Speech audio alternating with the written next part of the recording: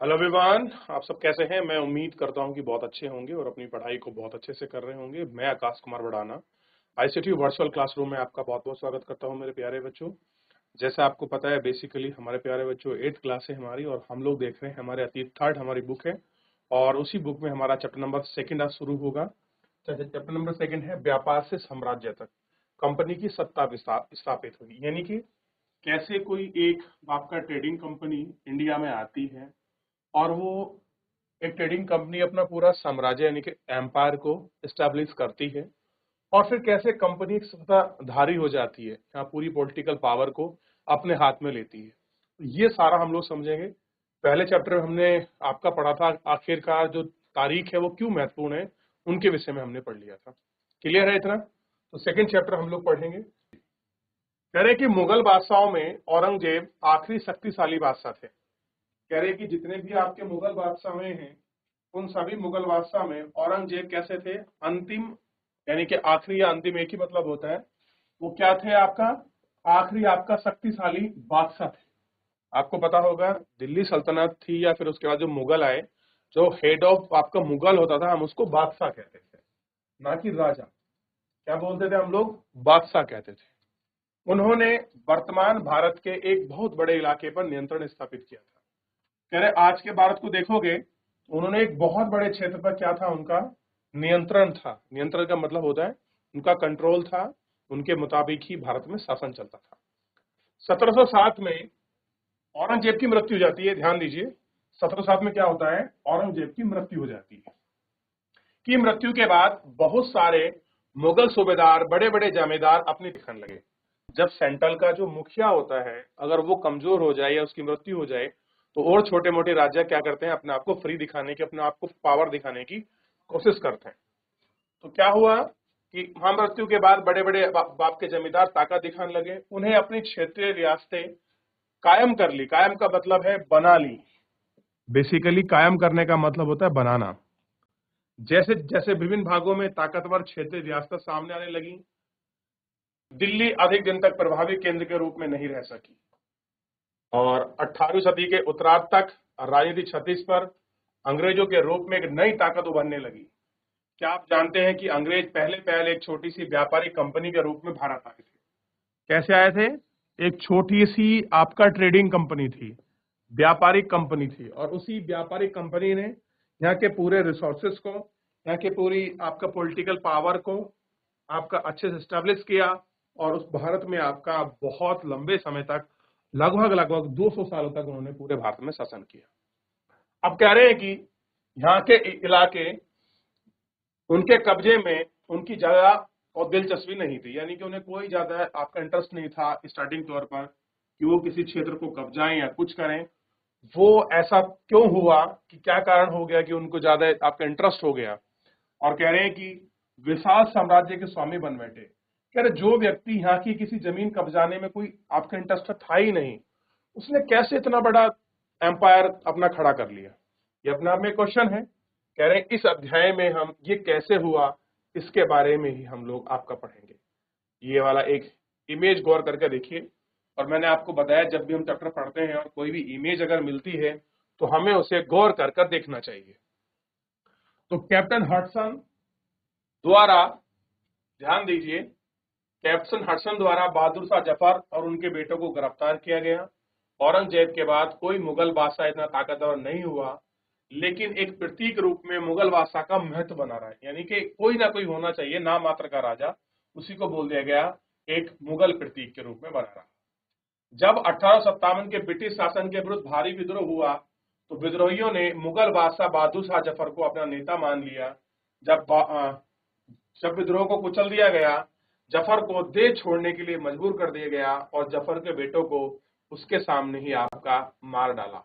अब देखिए, बीच में खड़े हैं बहादुर शाह जफर, ये उनके बच्चे हैं, और ये खड़ा है हडसन, जिसने क्या किया था? दिल्ली की क्रांति को आपका दबाया था और बहादुर शाह जफर को ही मजबूर किया था रंगून भेजने के लिए। रंगून मतलब वर्तमान का जो आपका म्यांमार है, वहां भेजने के लिए आपका मजबूर किया।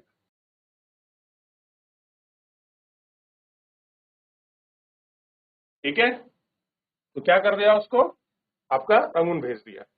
अब देखिए, सबसे पहले ये वाला थोड़ा सा आप मैप ध्यान से देखिए। ये वो रूट है जिस रूट से कंपनी भारत आई। अब हम यूरोप की बात नहीं करेंगे, मतलब जो आपका पुर्तगाल के देश है उनकी बात नहीं करेंगे। बेसिकली हम लोग बात कर रहे हैं ईस्ट इंडिया कंपनी की। तो वहां से हम देखेंगे, ये है ब्रिटिश आइसलैंड। यहां से इस तरह से होते हुए क्या हुआ, कंपनी भारत पहुंची।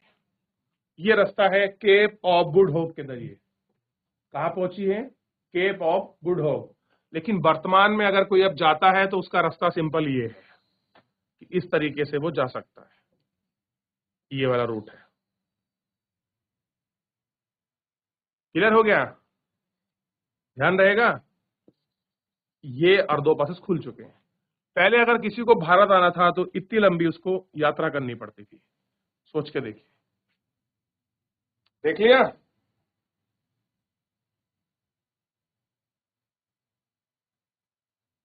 चलिए,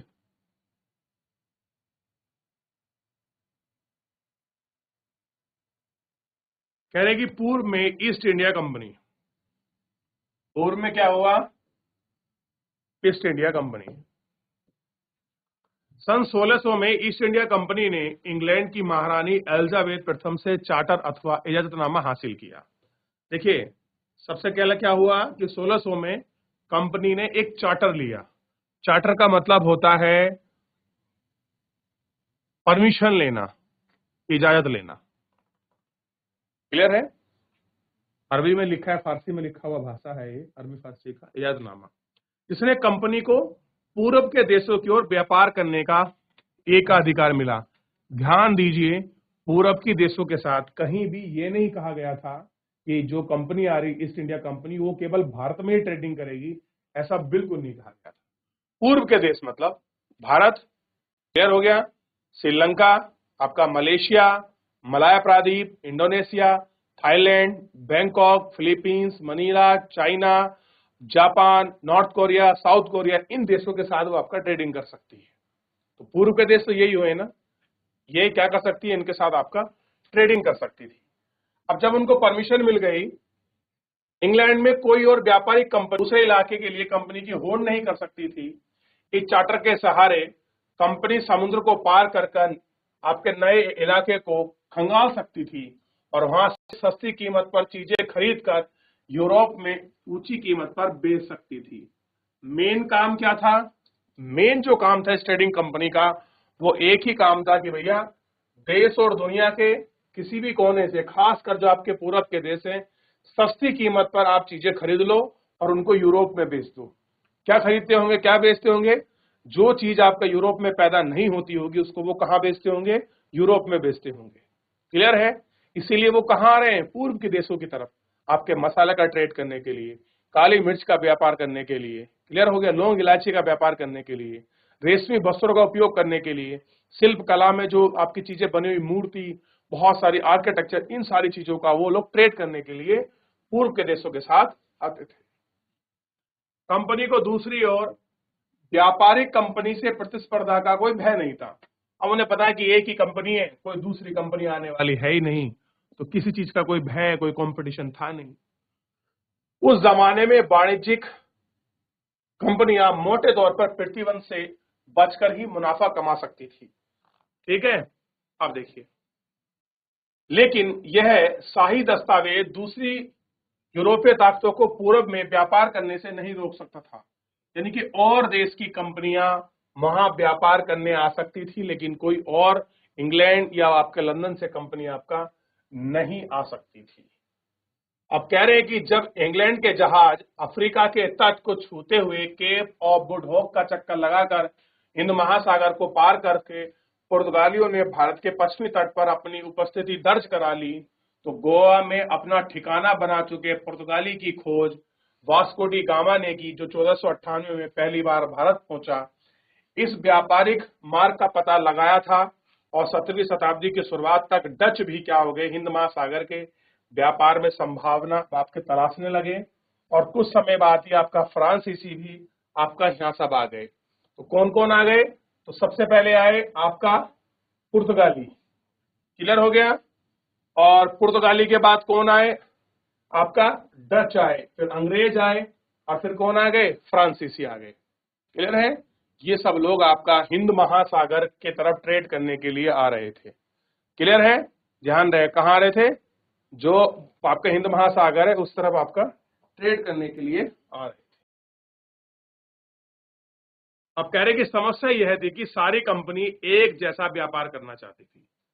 अब ये जब सारी कंपनी एक जैसा व्यापार करेंगे तो इनके हित आपस में टकराएंगे, डिस्प्यूट होगा, क्योंकि सबको क्या करना है, एक जैसी ही चीजें खरीदनी है। अब कोई चीजें खरीदेगा तो महंगी बिकेगी, यहाँ के लोगों का आमदनी होगी। कह रहे कि यूरोप के बाजार में भारत के बने बारीक सूती कपड़े और रेशमी कपड़े की जबरदस्त मांग थी। वहीं आपका ध्यान दीजिए, सूती कपड़ा और रेशमी कपड़ा, साथ में काली मिर्च, लौंग, इलायची, दालचीनी की भी जबरदस्त मांग थी। यूरोपीय कंपनी के बीच बढ़ती स्पर्धा यानी कि कंपटीशन से भारतीय बाजारों में चीजें की जो कीमत थी वो बढ़ने लगी, और उससे उन्हें मिलने वाला मुनाफा आपका गिरने लगा। अब इन व्यापारिक कंपनी के फलते फूलने से यही कारण एक रास्ता था कि प्रतिस्पर्धा कंपनी को खत्म कर दो, लिहाजा बाजार के कब्जे में होड़ ने व्यापारिक कंपनियों के बीच आपकी लड़ाई शुरू कर दी। 17वीं और 18वीं शताब्दी के मौके मिलते ही कोई भी कंपनी दूसरी कंपनी की के जहाज को डुबा देती और रास्ते में रुकावटें खड़ी करती, माल से लदे जहाज को आगे बढ़ने से रोक देती, और यही व्यापारिक हथियारों की मदद से ये चलता था। व्यापारिक चौकियों पर किलेबंदी के जरिए सुरक्षा रखी जाती थी, और अपनी बस्तियों की क्या करते थे वो लोग, आपका किलेबंदी, या किलेबंदी का मतलब होता है चारों तरफ आपका दीवार करना ही आपका किलेबंदी है। ठीक है, किलेबंदी की जाती थी। और व्यापार मुनाफा कमाने के लिए कोशिश के कारण भारतीय शासकों से भी टक्कर होती थी। इस प्रकार व्यापारिक और राजनीतिक एक दूसरे से अलग अलग मुश्किल होता जा रहा था, यानी कि एक दूसरे को एक साथ रखना बड़ा कैसे हो रहा था, बड़ा मुश्किल होता जा रहा था। ठीक, और ध्यान दीजिए, ईस्ट इंडिया कंपनी नंबर आया, ईस्ट इंडिया।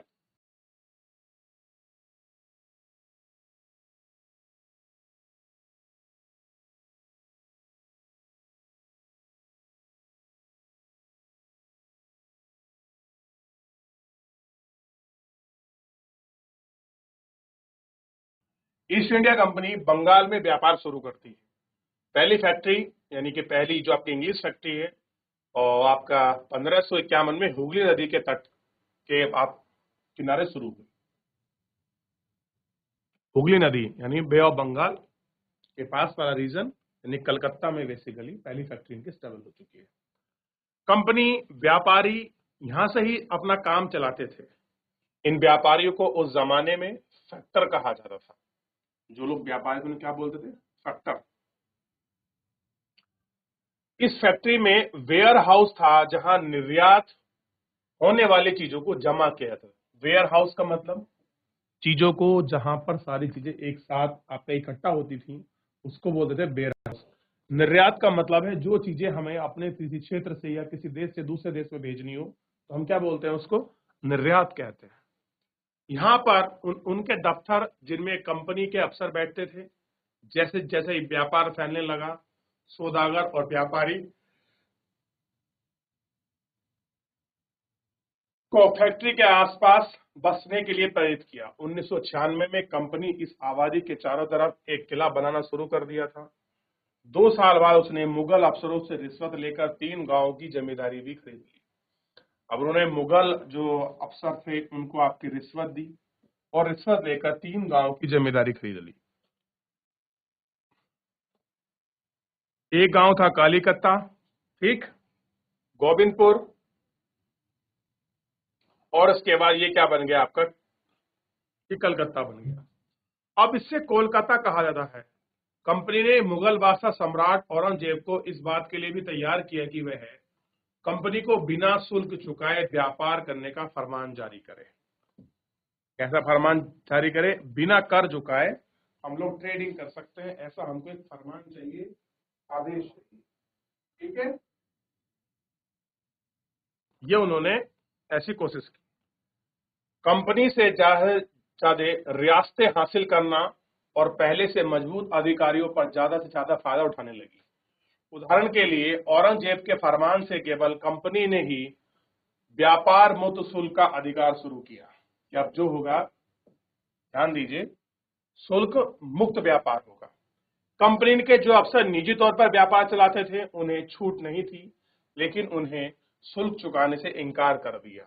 अब देखिए, दो चीज तय थी इसमें। पहला क्या पार्ट था कि ठीक है, आप फ्री में आप ट्रेड कीजिए।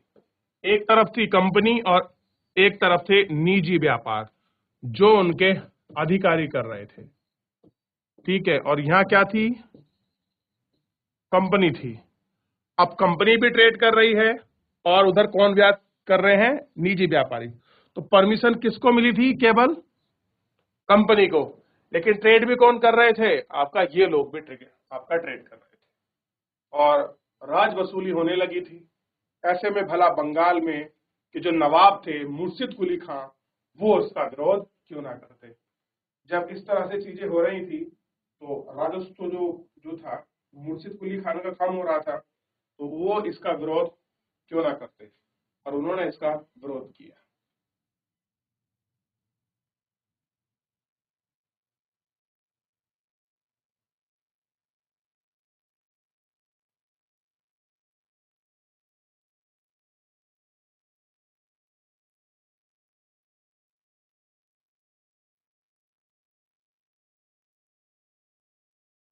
चलिए आगे बढ़ जाएं। अब ये देखिए कैसे सामान यहाँ आपका लाया जा रहा है, कैसे यहाँ से इकट्ठा कर कर इनको बाहर भेज देंगे। आप इनको अच्छे तरह से देख सकते हो कि ये पूरा कंपनी का क्षेत्र है, सारे ट्रेडिंग हो रहा है। व्यापार का सामान यहाँ रखकर वो नदी में आपका बाहर भेज रहे हैं या फिर वहां से आपका लेके आ रहे हैं अपने बेयर हाउस तक। क्लियर है? ठीक। अब ये व्यक्ति हैं रॉबर्ट क्लाइव। इनको एक नजर लगाइए और थोड़ा हम जानते हैं इनके बारे में कि इनका भारत में ब्रिटिश कंपनी को साम्राज्य तक पहुंचाने में क्या योगदान है, क्या चीजें उन्होंने यहाँ देखी हैं और किसके कारण इनको जाना जाता है। देखिए,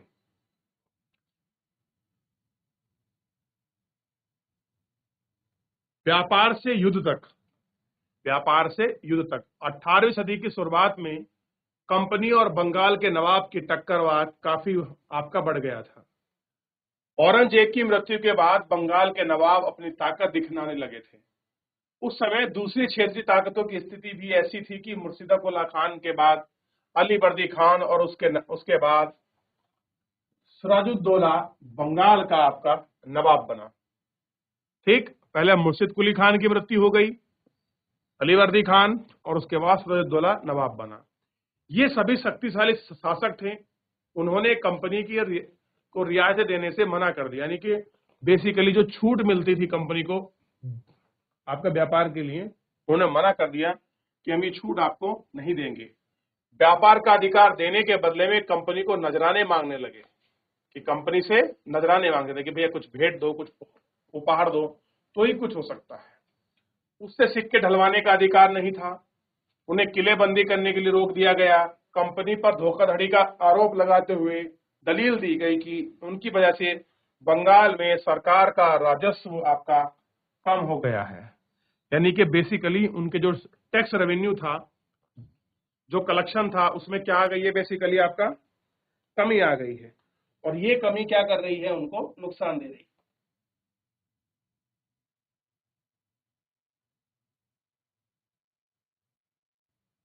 और कह रहे थे कि उनके अफसरों ने अपमानजनक चिट्ठी लिखी और अफसरों ने, अधिकारियों ने अपमानित करने का प्रयास किया। कंपनी का कहना था कि स्थानीय अधिकारियों की बेतुकी मांगों से कंपनी का व्यापार तबाह हो गया और व्यापार तभी फूल सकता था जब सरकार शुल्क हटा दे। कंपनी को इस बात का यकीन था कि वह अपनी व्यापार पैमाने पर उसकी आबादी बढ़ गई और गांव बढ़ने से और किले का पुनर्निर्माण हो गया।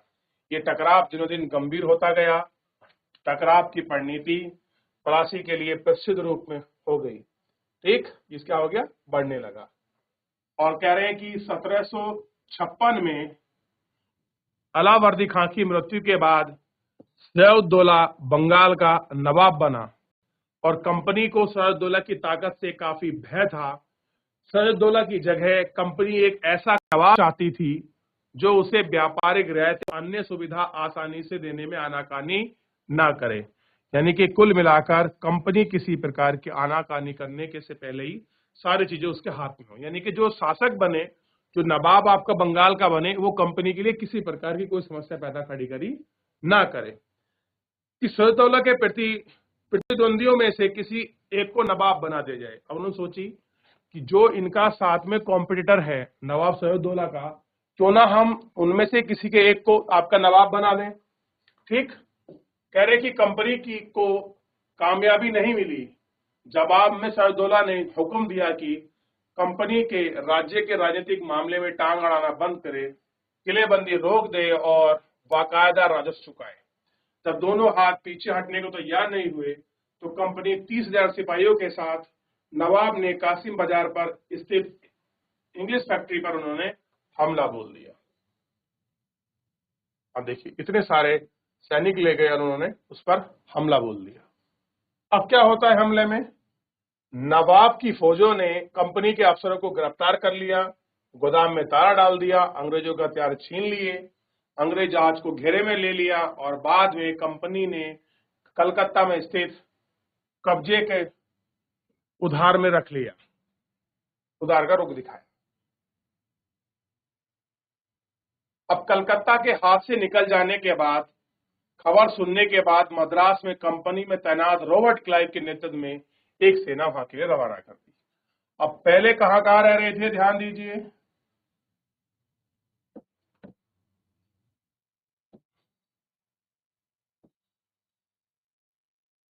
अब यहां थी कलकत्ता, और कलकत्ता से बाद जैसे ही पता लगा कि ये इनके हाथ से निकल चुका है तो रॉबर्ट क्लाइव ने यहाँ के लिए अपनी एक सेना भेज दी। क्लियर है? मद्रास के लिए। अब देखिए,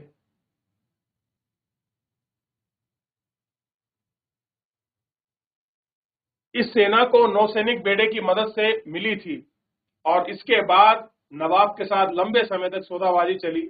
आखिरकार 1757 में रॉबर्ट क्लाइव ने प्लासी के मैदान में नवाब सिराजुद्दौला के खिलाफ एक सेना का नेतृत्व किया और नवाब को एक बड़ी हार का सामना करना पड़ा। कंपनी में से एक सेनापति मीर जाफर को कार गुर्जिया भी था, जो मीर जाफर की टुकड़ी का युद्ध में हिस्सा नहीं लिया, और रॉबर्ट क्लाइव ने यह कहकर अपने साथ हाथ मिला लिया कि सिराजुद्दौला को हटाकर वो मीर जाफर को आपका नवाब बना देगा। अब मीर जाफर आपका सिराजुद्दौला की जगह आपका नवाब बनेंगे। ठीक, तो इस तरीके से इन्होंने षड्यंत्र कर कर, राजनीति कर कर, आप देखिए इन्होंने कैसे अपने आप इन्होंने बहुत सारे क्षेत्र को आपका कब्जा किया। तो एक बार देख लीजिए, जितना हमने पढ़ा है यहाँ तक किसी बच्चे को डाउट है कैसे उनके बंगाल में डिस्प्यूट हो रहे अपने हितों को लेकर, कोई क्वेरी है, कैसे वो आपस में लड़ रहे थे, कैसे वहां के नवाब ने उन पर क्यों, क्या कारण था कि उन्होंने आपकी सैनिक कार्रवाई की, इन सबको आप देख लीजिए एक बार, फिर आगे बढ़ेंगे।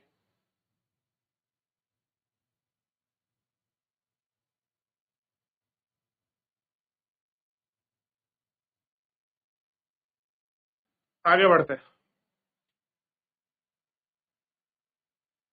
कह रहे कि महान्यायालय के कक्ष में ईस्ट इंडिया कंपनी हाउस से इंडियन हाउस स्ट्रीट में ईस्ट इंडिया कंपनी के कोर्ट ऑफ प्राइवेट्स में लंदन में स्थित स्ट्रीट ऑफ कंपनियां की बैठक होती है, चित्र है। देखिए, बैठक हो रही है लंदन में ईस्ट इंडिया कंपनी की, आप देख सकते हैं। कुछ लोग यहाँ सुप्रीम में बैठे हैं, उनके सामने आप लोग बैठे हैं, इस तरीके से वहां चल रहा है। ठीक है, अब देखिए, बंगाल के नवाब आपका सिराजुद्दौला, जिनके साथ आपका रॉबर्ट क्लाइव ने पहला आपका प्लासी का जो है आपका बैटल किया है, जो प्लासी का युद्ध लड़ा है। क्लियर है? ध्यान दीजिए। ठीक, और 1757 में युद्ध ये आपका लड़ा गया है, और आपको पता होना चाहिए, मैं बता चुका हूं कि रॉबर्ट क्लाइव अंग्रेजों की तरफ से आपका नेतृत्व कर रहे थे और बंगाल के नवाब आपका जो है सिराजुद्दौला इस युद्ध में भाग ले रहे थे, और प्लासी का मैदान आपका बंगाल में है। वहां पर दोनों ये लोग आपस में इनका क्या हुआ, वॉर हुआ, और वॉर में क्या हुआ, नवाब सिराजुद्दौला हार गए और आपका रॉबर्ट क्लाइव जीत जाते हैं और रॉबर्ट क्लाइव ने क्या कर दिया, अपने ही एक षड्यंत्रकारी को मीर जाफर को क्या कर दिया, नवाब बना दिया। क्या बना दिया, नवाब बना। इतनी कहानी हमने अब तक इस चैप्टर में पढ़ी। ठीक, चलिए यहाँ तक कोई क्वेरी, कोई क्वेश्चन, को डाउट?